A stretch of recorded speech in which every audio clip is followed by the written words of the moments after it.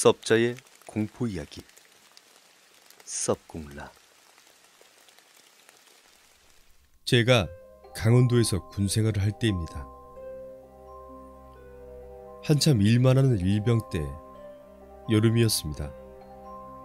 매일 스트레스 받으며 군생활을 할 때죠. 장마야 빨리 와 하며 기다리고 있을 때 역시 장마가 찾아왔습니다.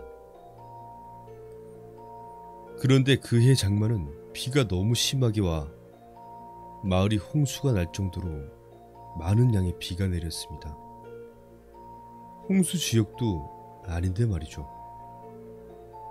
뭐 저야 비가 오면 하는 일이 줄어들어 너무 좋았습니다. 그런데 너무 많이 오니까 산사태 나고 뚝 만들러 가야 하고 오히려 더 개고생을 해야 했습니다. 근데 멈출 생각이 없이 계속 오는 장마.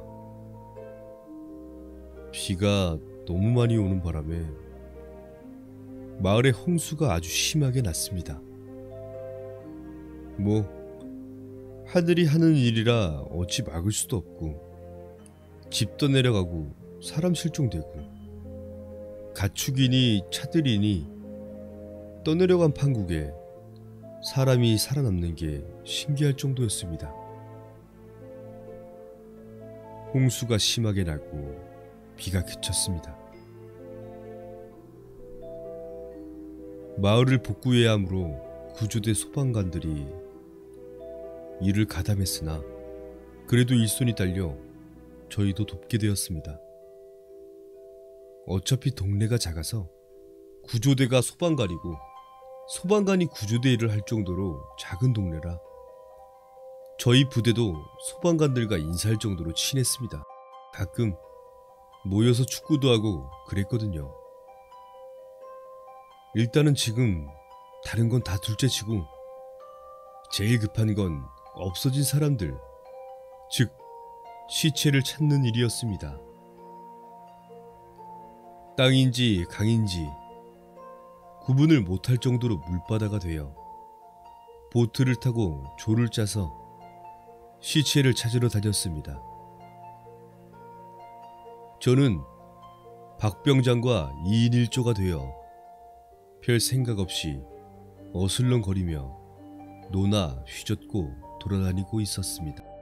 하루가 지나고 이틀이 지나도 수색 작업은 계속되었고 4일째 되는 날 똑같은 코스로 작업을 했습니다. 동네가 시골이라 잡초들이 많아서 헤쳐가며 작업을 했습니다. 그런데 그때 잡초라고 하기에는 너무 검은 잡초가 눈에 보였습니다. 저는 보트를 멈추고 점점 가까이 가봤는데 순간 등골이 오싹했습니다. 아무래도 사람 머리카락 같았습니다. 가까이 갈수록 확실했습니다. 그런데 저는 물에 빠져 죽은 시체를 본 적도 없고 그냥 시체도 본 적이 없어서 제 판단이 아닐 수도 있겠다 싶어 박병장에게 말했습니다. 박병장님, 왜? 제가 시체를 발견한 것 같습니다. 어? 개소리 하지 마라. 아닙니다. 제가 보기에는 확실합니다. 씨발 어딘데? 제가 그 위치로 노를 저어서 보여주자 박병장은 잠시 당황하더니 말을 안 하고 생각을 하는 것 같았습니다. 박병장이 제게 이렇게 말했습니다.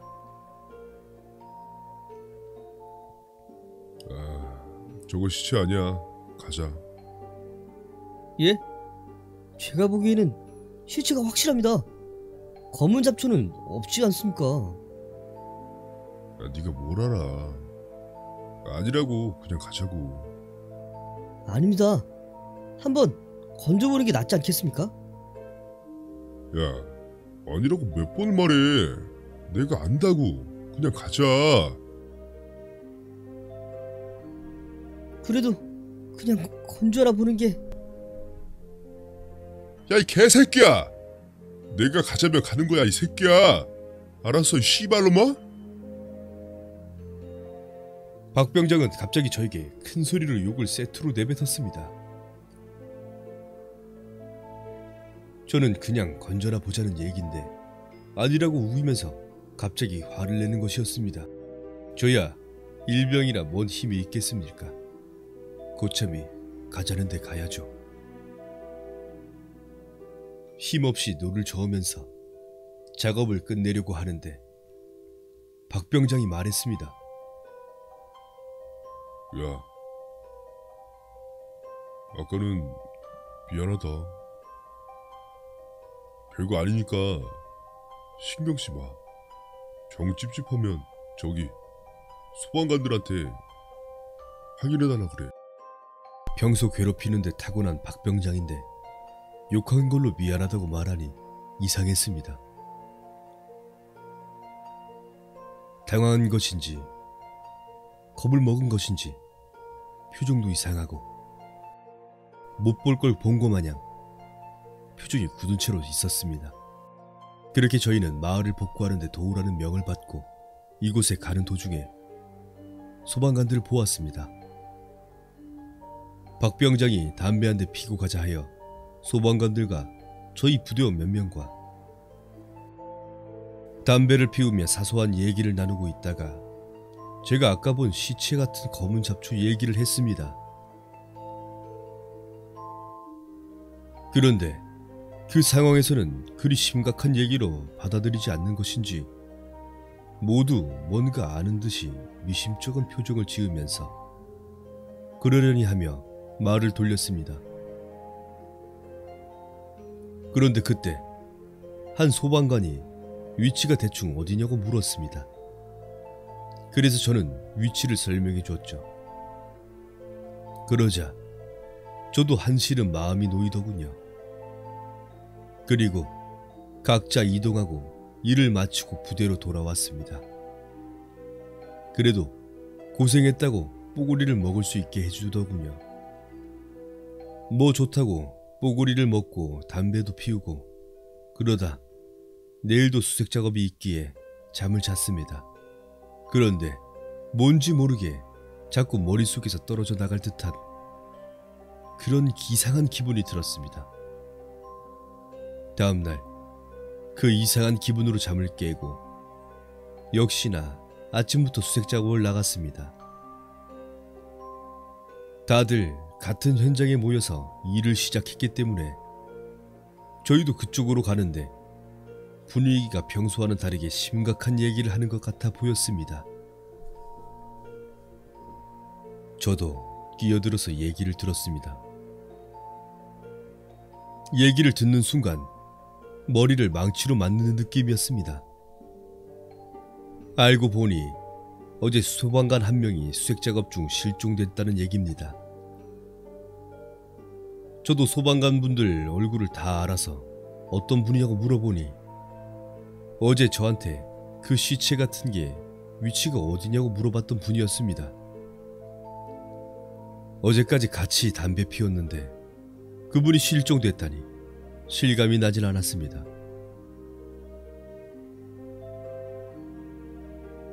물바다가 난 판에 말이 실종이지 사람들은 죽었다고 생각했습니다. 그런데 박 병장 안색이 창백했습니다. 그리고는 제가 어디 아프냐고 물어봤죠. 갑자기 저를 끌고 사람 없는 곳으로 갔습니다. 박 병장이 창백한 얼굴로 저에게 말했습니다.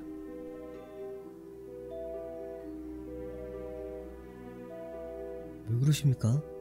박 병장님, 안색이 장난 아닙니다. 야, 너 어제 그거 사람 시체 확실했어? 아, 그거 말씀이십니까? 그 시체 얼굴 봤냐고. 아니요. 머리카락 같은 것만 보였습니다. 그치? 얼굴은 안 보이고 머리만 보였지? 예, 그렇습니다. 근데 박 병장님이 아니라고 하지 않았습니까? 박 병장은 아무 말이 없었다. 왜 그러십니까? 박 병장은 5분 정도 생각만 하다가 입을 열었습니다. 야, 우리 집이 그 미신 같은 걸 좀 심하게 믿거든? 우리 고모가 점쟁이고, 그래서 우리 집 굿도 많이 하고 그래. 근데 고등학교 때 우리 집 앞 강에서 사람이 자꾸 죽어가지고 고모가 구슬한 적이 있었어. 근데 굿이 끝나고 고모가 나한테 말해줬던 게 있었어. 내가 물어봤다. 뭡니까 그게? 혹시라도 앞으로 강이나 개울에서 사람 시체를 보면 절대 건들지 말라고. 절대 건들지 않으면 시체를 어떻게 꺼냅니까? 아, 그러니까 시체가 어떻게 죽어있나 먼저 보라고 했거든. 사람 시체는 물속에서 절대 곧게 서지 않아. 일자로 서 있을 수가 없다고. 그러니까 사람 시체는 얼굴이 보일 정도는 비틀어져 있거나 옆으로 떠 있거나 그래야 돼. 근데 네가 본 건 머리카락만 보였다며. 예, 그렇습니다. 머리카락만 떠 있었습니다. 그럼 그건 뭡니까?